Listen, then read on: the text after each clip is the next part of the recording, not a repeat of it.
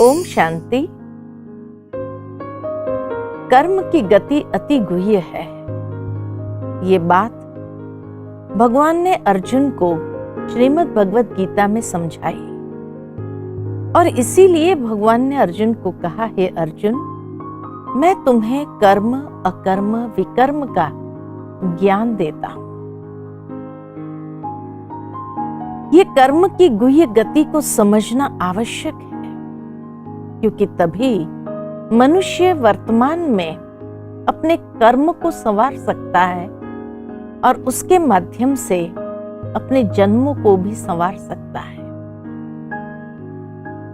परंतु आज की दुनिया में मनुष्य सोचता है, किसने देखा, और इसलिए कैसा भी कर्म बिना सोचे समझे किए जा रहा है, और फिर जब फल भोगने का समय आता है तो उस वक्त यही कहता है कि मेरे साथ ही ऐसा क्यों होता है,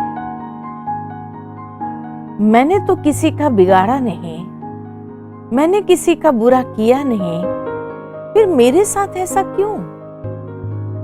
ये प्रश्न बार बार उसको सताता है। लेकिन कर्म कभी न कभी कहीं न कहीं तो किया है। कर्म और फल ये दोनों एक दूसरे के पूरक है। तभी भगवान ने अर्जुन को यही गीता में कहा कि हे अर्जुन, कर्म किए जा, फल की चिंता मत कर, क्योंकि फल इनसेपरेबल है। फल को कर्म से अलग नहीं किया जा सकता है। फल उस कर्म की परछाई है, और इसलिए कोई व्यक्ति को अपनी परछाई से कभी अलग कर सकते हैं क्या? ठीक इसी तरह मनुष्य ने कभी न कभी तो कोई कर्म किया है, तभी उसको फल भी प्राप्त होता है।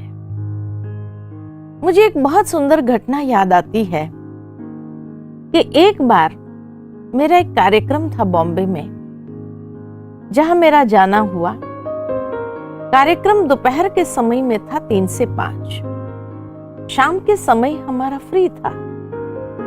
तो एक परिवार वाले आकर मुझसे कहने लगे कि बहन जी, अगर शाम को आपके पास टाइम हो तो हमारी कॉलोनी में बहुत अच्छे लोग रहते हैं, अगर आप थोड़ा सा समय दे करके कुछ अच्छी बातें सुना सकते हो। मैंने कहा, शाम को तो मैं फ्री हूं, भले आप कार्यक्रम रख सकते हैं। अब जहां मेरा कार्यक्रम 3 से 5 था, 5 बजे पूरा होने के बाद कुछ प्रश्न उत्तर हुए, कुछ लोगों से मिलना करना हुआ, तो उसमें 5:30 पौने 6 हो गए। और वो परिवार वालों ने अपने घर में 7 बजे से कार्यक्रम रखा था, ताकि सब लोग पहुंच जाएंगे, और 7 से 8 बजे उनके पास में कार्यक्रम था। अब जब पौने 6 हो गया तो जो बहन मेरे साथ में थी वो कहने लगी, बहन जी, अब अगर आश्रम जाएंगे फिर उनके घर जाएंगे तो रास्ता लंबा है और ट्रैफिक का समय शुरू हो गया है। तो मैंने पूछा फिर क्या करना चाहिए, तो कहा अगर आप माइंड नहीं करते हैं, यहाँ से हम सीधे चले जाते हैं, टाइम पर पहुंच जाएंगे। मैंने पूछा कितना टाइम लगेगा यहाँ से, तो कहा बस हार्डली 10-15 मिनट का रास्ता है। तो मैंने कहा फिर तो बड़े जल्दी पहुंच जाएंगे। कहा कोई बात नहीं, अगर जल्दी पहुंच भी गए तो वो माइंड नहीं करते हैं, बहुत अच्छा परिवार है, ठीक है हम चले। अब उनके घर में हम करीबन 6-6:15 के पहले पहुंच गए। अब उन्होंने इतना जल्दी हम एक्सपेक्ट नहीं किया था कि ये इतना जल्दी आ जाएंगे। तो जैसे ही हम पहुंचे तो हमने देखा कि सारा परिवार बैठ के टीवी देख रहा था, कोई सीरियल चल रही थी। हमें देख करके वो बहन ने इशारा किया अपने बच्चों से कि टीवी बंद करो। बच्चों ने इशारा किया, हम बंद नहीं करेंगे। खैर माता पिता ने कहा अच्छा वॉल्यूम स्लो करो। उन्होंने वॉल्यूम स्लो किया। अब वहीं बैठना था, वहीं उनकी टीवी चल रही थी। अब उनका वॉल्यूम तो स्लो करा, यहाँ माता पिता हमसे बात करने लगे, कैसा रहा प्रोग्राम, कुछ चाहिए आदि पूछने लगे। अब नेचुरल है कि हम जब बात करेंगे तो बच्चों को डिस्टर्ब तो होगा, उनकी जो सीरियल चल रही थी उसमें। तो जो सबसे छोटा बच्चा था, 12-13 साल का होगा मैं समझती हूँ, वो आकर मुझे कहने लगा, दीदी प्लीज डोंट माइंड, लेकिन आप थोड़ा साइलेंस रहेंगे तो अच्छा रहेगा। हमें हंसी भी आ गई, लेकिन फिर उसने अपना जस्टिफिकेशन दिया कि ऐसा है कि ये सीरियल बहुत अच्छी है और आज उसका स्पेशल एपिसोड है और ये एपिसोड हम मिस नहीं करना चाहते हैं क्योंकि उसमें कई सस्पेंस खुलते हैं। हमने कहा कोई बात नहीं, आप देखो। अब साइलेंस में बैठना था तो क्या करें, तो मैंने सोचा ऐसी क्या खास बात है इसमें जो उसने मुझे चुप कर दिया। मैं देखने लगी। अभी वो जो चल रहा था, उनका जो सीरियल चल रहा था स्पेशल एपिसोड, एक दृश्य का कनेक्शन दूसरे दृश्य से नहीं था। कहानी क्या थी ये भी समझ में नहीं आ रही थी, लेकिन बीच बीच में उनका क्या सस्पेंस खुलता था मालूम नहीं। बड़े खुश हो जाते थे, वह बहुत अच्छा दिखाया, बहुत अच्छा दिखाया। लास्ट में भी एंडिंग में कुछ खास बात नहीं थी, लेकिन वो बड़े खुश हो गए, बहुत अच्छा दिखाया। आखिर मेरे से रहा नहीं गया। मैंने उस बच्चे को बुला करके पूछा, इसमें क्या अच्छा था? तो वो बच्चे ने मुझे आकर के बताया कि दीदी ऐसा है, आपने सारे एपिसोड नहीं देखे ना, इसलिए आपको कुछ समझ में नहीं आया। मैंने कहा लेकिन एक दृश्य का कनेक्शन दूसरे दृश्य से नहीं, कहानी क्या चल रही थी ये भी समझ में नहीं आ रही थी। तो उसने मुझे कहा भले एक दृश्य का कनेक्शन दूसरे दृश्य से नहीं था, लेकिन उस दृश्य का कनेक्शन कोई ना कोई एपिसोड के साथ तो था। इसलिए हमने तो सारे एपिसोड देखे हैं, तो हम उसको समझ पाते थे कि ये सस्पेंस, इसलिए तो उसको सस्पेंस कहा कि ये सस्पेंस का कनेक्शन किस एपिसोड के साथ है। इतना बोल करके वो बच्चा चला गया, लेकिन मुझे इतनी बड़ी बात समझा करके गया कि मैं सोच में पड़ गई कि सचमुच ये सृष्टि नाटक के अंदर जो 5000 साल का नाटक हमने देखा, इस 5000 साल के नाटक में हमारे भी कितने जन्म होंगे और एक एक जन्म में एक एक एपिसोड होगा। अब ये कलयुग का अंतिम एपिसोड कहो या अंत से 2 पहले एपिसोड होगा, लेकिन जब फाइनल एपिसोड आने पर है तो उसमें कई सस्पेंस भी होंगे। हमारे जीवन को भी हम देखें तो जीवन में कोई कहानी जैसा लगता नहीं है। जीवन में भी एक दृश्य का संबंध दूसरे दृश्य से नहीं है, लेकिन हर दृश्य का संबंध कोई ना कोई एपिसोड के साथ तो जरूर होगा। और इसलिए अगर हमें भी सारे एपिसोड याद होते थे तो शायद उन बच्चों की तरह हम भी यही कहते थे, वाह बहुत अच्छा दिखाया। There was full justice done. कर्म के सिद्धांत ने सही न्याय किया, लेकिन क्योंकि हमें एक भी एपिसोड याद नहीं है और इसलिए इस जन्म में जो कुछ भी होता है तो हमारे मन में कई प्रश्न हो जाते हैं, मेरे साथ ही ऐसा क्यों? मैंने तो इस जन्म में किसी का कुछ बुरा नहीं किया, फिर मेरे साथ ऐसा क्यों हो रहा है? लेकिन ये फल कोई ना कोई एपिसोड के साथ कनेक्टेड तो होगा। इसलिए जीवन के अंदर जब भी कुछ होता है ये समझ लिया जाए कि कोई ना कोई एपिसोड के साथ उसका संबंध है। तब कहा कर्म की गति अति गुह्य है। पता नहीं, इसलिए मनुष्य जब दुखी होता है तो अवश्य ये कहता है, मुख से निकलता है, पता नहीं कौन से जन्म का कर्म आज मेरे सामने आया है, कौन से जन्म का कर्म। तब कहा कि हमें कर्म न्याय जरूर करता है, हर एक इंसान के साथ न्याय करता ही है। और इसीलिए कम से कम इस जन्म में तो हम संभल जाए कि हम ऐसा कोई कर्म न करें जिसका फल हमें भोगना पड़े। तो इसलिए कर्म सिद्धांत को अगर देखा जाए तो कर्म सिद्धांत हमें यही सिखाता है, जो करेगा सो पाएगा, जैसा करेगा वैसा पाएगा, जितना करेगा उतना पाएगा। ये कर्म सिद्धांत है।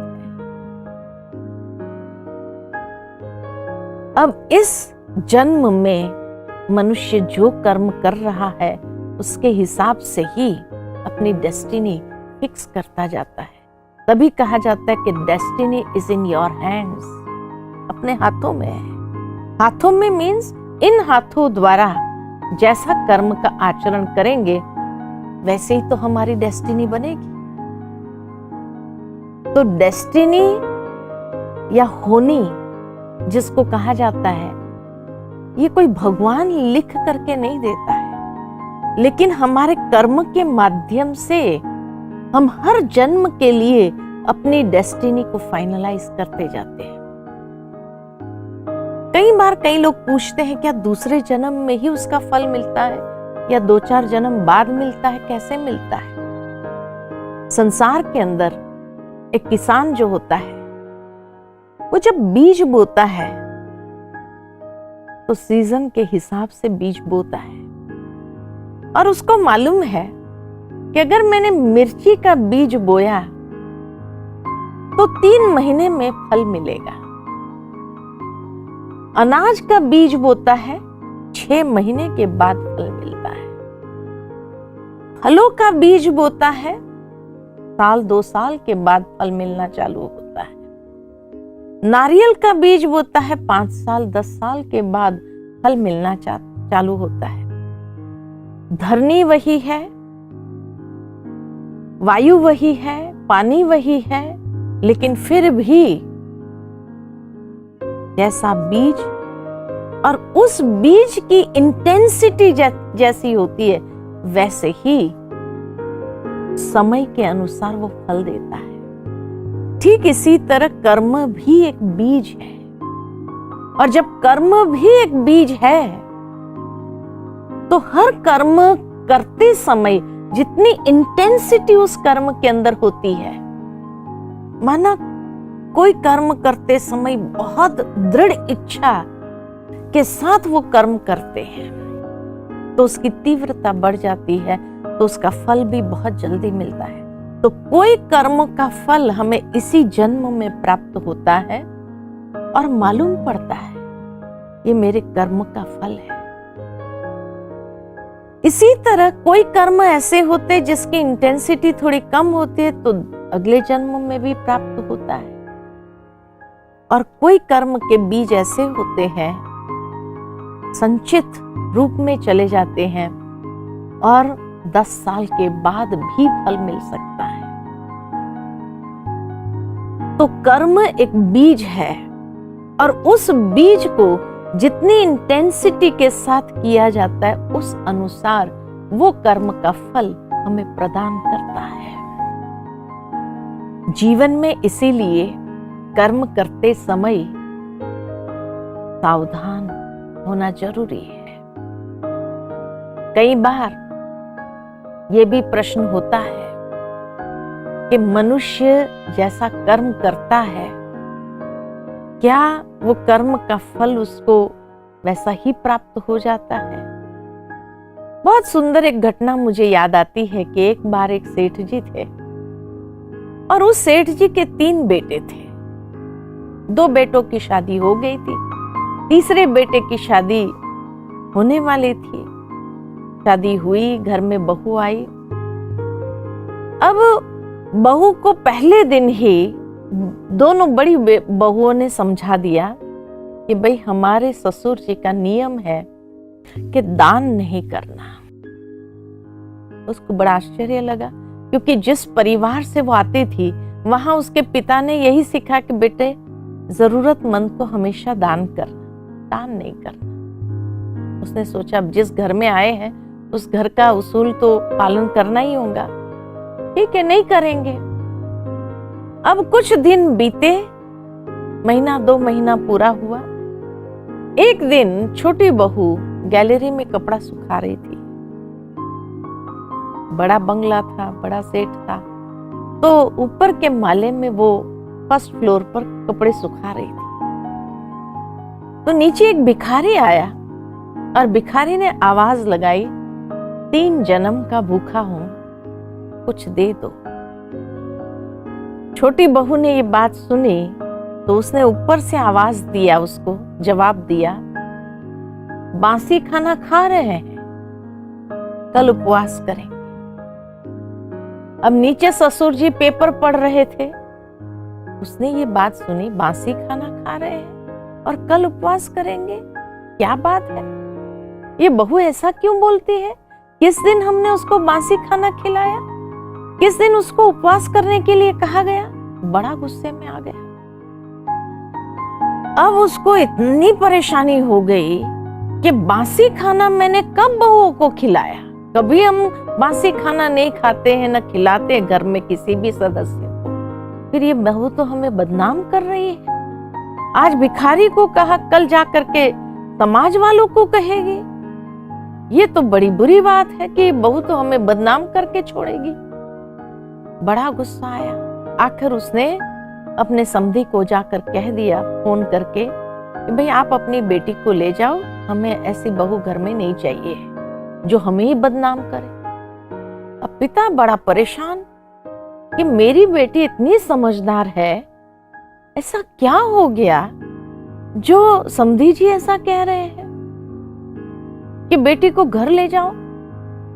आज का जमाना हो तो बात अलग है कि ले आए पिता, लेकिन उस जमाने की बात थी कि जहां पिता को भी समाज में मुंह दिखाना भारी महसूस हो रहा था, और दूसरी और लड़कियां थी, कैसे उसकी शादी होगी अगर पहली वाली ही वापस आ जाए तो? ऐसा क्या हो गया? बड़े परेशान। आखिर सोचा किसी की मदद लेनी चाहिए, तो गांव में पंच की मदद लेने के लिए पहुंचे और कहा कि देखो आप सभी तो मेरी लड़की को जानते हो, इतनी समझदार है, लेकिन पता नहीं कुछ मिसअंडरस्टैंडिंग हुई है और इसीलिए समधी जी एकदम गुस्से में आकर कहने लगे कि अपनी बेटी को ले जाओ। पंचों ने कहा हम सेठ जी से ही पूछ लेते हैं। सेठ जी को बुलाया गया और पूछा कि भाई क्या बात है, क्यों आपने ऐसा कहा कि अपनी बेटी को ले जाओ? तो कहा कि नहीं नहीं, ऐसी बेटी नहीं चाहिए हमको घर में जो हमें ही बदनाम करे। अरे आज भिखारी को कहा कि बासी खाना खा रहे, कल उपवास करेंगे। किस दिन हमने बासी खाना खिलाया? किस दिन उसको उपवास रखने के लिए कहा? पंच भी सुन करके हैरान हो गए। कहा एक काम करते हैं, हम लड़की को ही बुलाकर पूछ लेते हैं उसने ऐसा क्यों कहा। लड़की को बुलाया गया कि भाई तुमने ऐसा क्यों कहा कि बासी खाना खा रहे हैं, कल उपवास करेंगे। लड़की बड़ी विनम्रता के साथ हाथ जोड़ करके सिर झुका करके कहा, अगर मेरे से कोई गलती हो गई हो तो क्षमा चाहती हूँ, लेकिन मैंने ये बात इसलिए कही क्योंकि वो भिखारी ने कहा 3 जन्म का भूखा हूं, कुछ दे दो। 3 जन्म का भूखा वो इसीलिए कहा उसने क्योंकि पहले जन्म में हो सकता है उसके पास हो या न हो, लेकिन उसने दान ही नहीं किया, तो दूसरा जन्म भी भिखारी का था। अब भिखारी का था तो क्या दान करेगा? अब दान ही नहीं किया तो ये जन्म, तीसरा जन्म भी भिखारी का मिला। इसलिए वो कहना चाहता था कि भाई इस जन्म में ऐसा कुछ मुझे दो ताकि मैं दान कर सकूं, और अपना आगे का जन्म संवार सकूं। लेकिन उसने कहा कि हमारे घर में भी ससुर जी का नियम है, दान नहीं करना। इसीलिए मैंने उसको जवाब दिया कि ये जो तुम देख रहे हो, ये पिछले अच्छे कर्मों का फल है। तो बासी खाना खा रहे हैं, माना पूर्व जन्म के अच्छे कर्मों का फल हम इस समय भोग रहे हैं। लेकिन इस जन्म में हम भी कुछ नहीं कर रहे हैं, तो आगे के जन्म में तो हमें भी उपवास ही करना पड़ेगा। इतनी सुंदर बात जब सुनी, ससुर जी को इतना डीप रियलाइजेशन हुआ कि सचमुच क्या मेरे आगे के जन्म को मैं यही फल भोग करके पूरा करके चला जाऊंगा और आगे का जन्म मेरा उपवास वाला ही होगा। उसी दिन से उसने ये नियम समाप्त कर दिया, जितना मर्जी दान करो, अपने आगे के जन्म को संवारते जाओ। तो कर्म की गति अति गुह्य है, इस जन्म में नहीं तो आगे के जन्म में जितनी इंटेंसिटी के साथ किया जाता है उस हिसाब से प्राप्त होना ही है। तो कर्म सिद्धांत, जो करेगा तो पाएगा, जैसा करेगा वैसा पाएगा, जितना करेगा उतना पाएगा। कर्म की गति अति गुह्य है, उसको समझेंगे। आने वाले एपिसोड्स के अंदर आगे के सत्र में हम देखेंगे ये कर्म किस प्रकार के फल और जन्म की प्राप्ति हमें कराती है। क्योंकि शास्त्रों के अनुसार कहा गया है कि मनुष्य 84 लाख जन्म का फेरा में जाता है और अपने कर्मों का फल भोगता जाता है। तो आज यही समाप्त करते हैं। आगे के सत्र में हम देखेंगे मनुष्य के जन्म और कर्म की कहानी। ओम शांति।